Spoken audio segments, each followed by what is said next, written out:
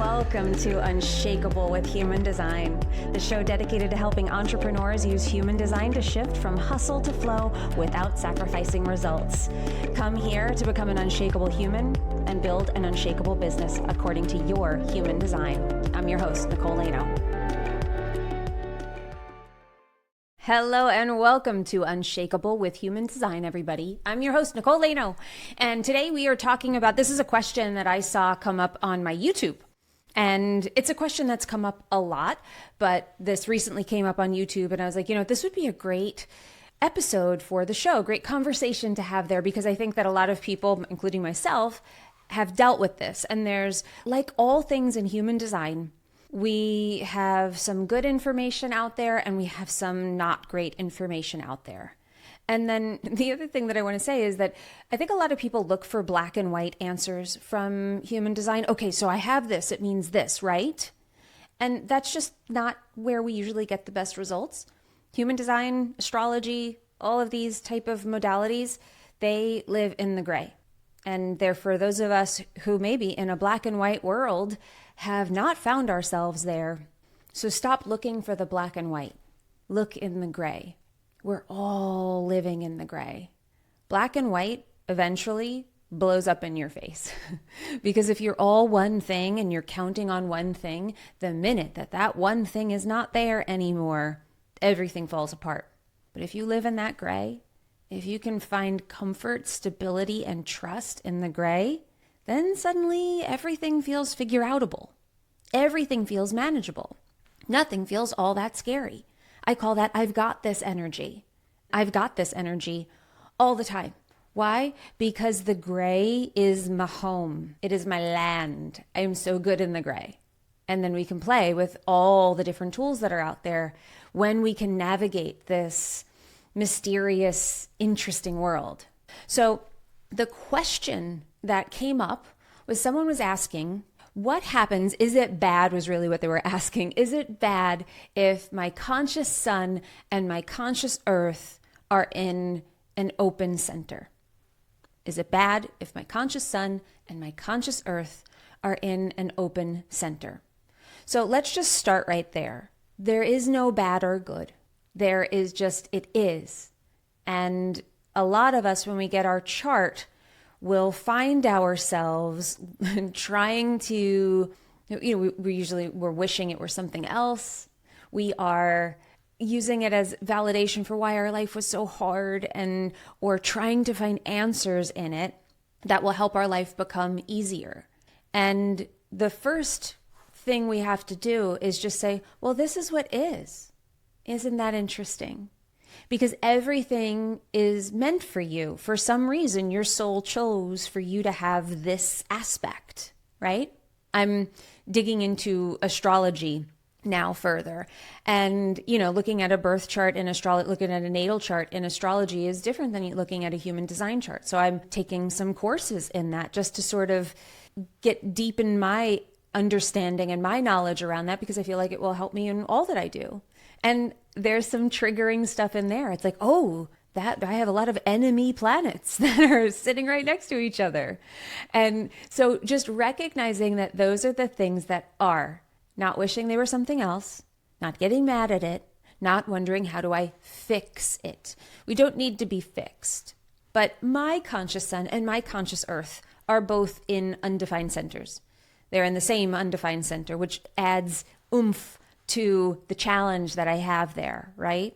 So it's not a bad thing. But when I first heard this, I absolutely did venture into that space of being like, oh my God, my life is going to be so hard. And the truth is that I was already like 40 something years old when I found this. My life had already been hard. Sometimes I think we're looking for the chart to tell us like what was the wrong turn we made. And if we just knew this one thing, life would have been so much easier. And once I know it, then life will immediately take a turn for the better. And in my experience, that does happen. It's just usually we just have to have more patience and openness and surrender to it and be curious and explore it and see what lessons our soul came here to learn. What are the lessons that it chose? And our open centers, where our open centers are and where we have gates defined in those open centers, whether they're your prime gifts or not, any of them, they're going to be lessons for you. But let's talk about conscious sun and or conscious earth, because you might have unconscious sun or earth in open centers. So yes, that's probably going to be a challenge for you. It's probably going to be something that the analogy that I have for this, when you have, like for me, conscious sun, conscious earth, both in an undefined head center. I look at that after I stopped being mad about it and feeling like I got dealt a raw deal and a crummy hand at life. After I got over that, I was like, no, I was given a horse that needed to be broken before I could ride it. But you know all those movies in the 80s and 90s and stuff where they would be like, we'd break the horse and then the kid, it was a lot of kids in the movies in the 80s and 90s, but the hero of the story, once they broke that horse, the bond between that person and that horse was unbreakable. They did amazing things together. They were this dynamic, crazy duo, saving people and saving the world or going on great adventures. That's how I look at an open center with your defined conscious sun, conscious earth, or one of your prime gifts. And when I say prime gifts, your conscious sun, conscious earth, unconscious sun, unconscious earth are considered your prime gifts in the gene keys. So if you have any of those in an open center, can you choose to look at that and say, I was given a horse that needs to be broken, that I need to form a bond with, that I need to build trust with, that it's going to take me a little bit longer probably to learn how to ride this thing, but once I do, man, am I going to be unstoppable. Wow, is this going to be the key to everything? This is going to open up doors that would never have been possible if I didn't do that work. But here's what happens. Before you find a tool like human design, you are probably fighting against this and either hiding from it. Because the way that this is experienced, when you have a prime gift in an undefined center, what that really means is you're not going to have access to it all the time. It's not going to be on all the time. My head center is not on all the time. It's in its openness, reaching for new things to be inspired by, waiting for the light bulb to go on, waiting for the lightning aha idea to strike, right? That's what it's doing. It's waiting for all of that. And then in the transits, I'll get a hookup to gate 47, or I'll get a hookup to gate 4, where one of my prime gifts, or both of them at some point, will be hooked up where I get those two channels and I get stability there. And then I feel that access to it. Or someone like my son comes in, my little boy, he's got a defined head center. He comes in, I get a feel for his definition there. I get a little bit of that. I will not say that that always feels good. I will not say that it always feels good to have my head center defined. It doesn't. Sometimes it feels like a lot. It's a practice of getting to know myself and what happens when I get access to this. Sometimes it feels like a lot. It's a pressure center. Feels like a lot. So if you have your conscious sun in an open solar plexus, right? So say you're somebody who's not emotional, but your conscious sun is sitting in that open solar plexus. The final frontier for you, the terrain that your whole movie is going to play out on, the big battle scene of your life is going to be in the world of emotions, probably. I don't know you, but I will say that you will probably have some real deep lessons with emotions.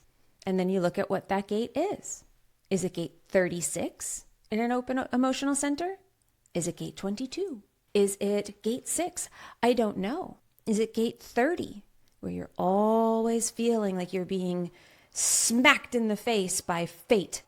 Just the hand of God is coming in and wiping away everything for you. I have all these hopes and dreams, and then they just get destroyed by nothing that I have any control over. These are the ways that you are going to, what gate it is going to tell you what that particular flavor of your lesson in that theme is going to be. If you have your conscious sun, conscious earth in the open root center. It's going to be on the frontier of the root center. You're going to have lessons with pressure in a different way. You're going to have to learn to master stress and creative energy and trusting timing in a different way than everybody else. That is going to be such a core lesson for you. So yes, we can look at these aspects. We can look at these definitions and undefined aspects as being curses or blessings, but really they are just telling us where our lessons are. Deconditioning in an open center where you have a prime gift should be a high priority for you. That should be something you are looking at. That should be something that you are paying very, very close attention to. If you haven't downloaded our deconditioning guide already, please do that. This guide is so great. It's free. It's so simple, and it can get you started. Just DM me the word decondition on Instagram. I'm at Nicole Lano Official. You can get that guide there. And if you want to take it a step further, we have actually just released something really, really cool. Tapping is what I use to decondition fast, to start to really move the energy around our shadows. And this is how we do it faster than what they say in human design, which is that it takes you 7 years to decondition. So I've released some core tappings that you can buy individually. So this is like the cheapest way for you to dive into deconditioning hardcore. If you're interested in that, just DM me the word tapping on Instagram. I'm at Nicole Lano Official, and we will send you the link right there to go purchase those. Those are for purchase, but they're really cheap. And honestly, you want to change your life, you have to make some investments. And this is like the tiniest investment for something that is so valuable. So many of my clients always say that they came for the human design, but it's the tapping and the deconditioning library that I give them that shifts their whole world. So please download the guide, the deconditioning guide. And then if you want to go deeper, check out those tappings, purchase the ones that resonate for you the most and that feel the most connected for you and for your design. But this is how we work with the chart. The chart isn't something to just say, this is good, this is bad, and this is your lot in life, so deal with it. The chart is there to help you navigate life better than you have up until now. Most of the people who are looking to human design for anything, if you're curious about it, it's probably because you either feel out of touch with yourself, you feel like you have untapped gifts where you feel like you have potential that maybe you are not living up to, or maybe life has been tough. Maybe you're somebody who has more challenges in their chart, and it has been a challenge to figure out how to navigate that. This human design chart, by diving into it and really doing the work behind it, not just looking for an answer, but looking for a process to help you find your answers, to help you remove resistance in your life more easily. I had so much resistance around thought. I had a hard time really feeling creative, all the things that have to do with the head center, inspired by everything, but so distracted, just all of the things that we know, being able to come up with answers to things quickly, being able to not get caught in my head.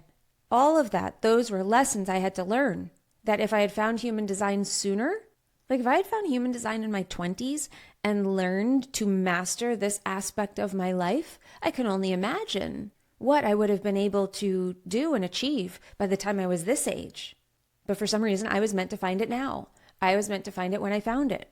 But kudos to everybody who's 24 listening to this show, who's diving into their chart and learning their lessons, seeing how they find their alignment, because it will open doors for you that logic will not. So where do you have openness in your chart with defined centers? Where do you have a white center with a defined gate in it, or multiple defined gates? You start to look at your chart, and if you have an open center, if you have a white center with lots of defined gates, then pay attention to that. It's not just limited to the prime gifts, although those are going to tell you probably what are going to be the most seductive for you. But like if I look at somebody who has an open G center, that's the diamond in the center of the chart, and I see that they have so many defined gates in that open center, I know that identity is going to be a thing for them. environment and the way that they feel around people, maybe how much they're able to really connect with themselves as an individual. They're either going to be so great at it because they learned lessons early and they learned to break this horse, to tame this stallion. They figured it out. So they are a master and they are magnetic as hell. These people who have that open center with tons of gates in it, this is a huge opportunity for you. This is a place where you can make money. This is a place where you can make an impact. Why? Because you have mastered something truly. I can help people with confusion. I can help people with doubt. I can help people overcome their mental stuff, their limiting beliefs and limiting mental processes that they have, how their mind gets in the way of their success, their inability to see possibility. Why? Because I've had to master it myself. And it is a daily practice for me. So now I can offer that to people. I have something real to offer them. And they feel that. This is how we start to use it in our business. This is how we do it. But you have to embody that. You've got to learn the lesson, or you can't sell the lesson. You can't sell mastery to something you haven't mastered. Now, that's not to say that we have to wait till we're Buddha before we can sell something or offer something. But we have to be able to, with integrity, gauge whether we're really ready to offer something, or are we so desperate to have something to sell that we will sell anything, even if it's not in integrity for us. You got to check ourselves. So I'm going to keep this one short. I hope that you got value out of this. I hope that you're looking at your chart. Go look at your chart, find those open centers, look at your conscious sun, conscious earth, unconscious sun, unconscious earth, and notice, are there any in undefined centers? Are there any in white space? Here's the good news. That is an opportunity. Those are the greatest opportunities for you if you learn to work with them. And if you have them all defined, then you probably had a little bit of an easier time. Your cross, your purpose has been pulling you probably without you having to try a whole lot, unless you were conditioned out of that at an early age, which then that's the work you have to do. But this is how we start to work with this. I hope that you found this helpful. I hope it inspired you to go look at your chart, to go tame that stallion that is your openness with something defined in there, something that's calling out to you saying, we could be great. We could be so great. You just have to have the patience to work on this with me. I hope it inspired you to do that. Tell me what they are. Share this on Instagram. Go share it. Let me know what you thought about this episode. Let me know what your openness is. What's the stallion that you are taming? Tell me. I would love to know. I love hearing from you guys. I appreciate you. And remember, in order to have an unshakable business, you must first become an unshakable human. So thanks for letting us help you become unshakable with human design, everybody. We'll see you next time. If you love this episode and you're a fan of the show, please show us the love on iTunes, Spotify, or wherever you're listening to the show and leave us a review.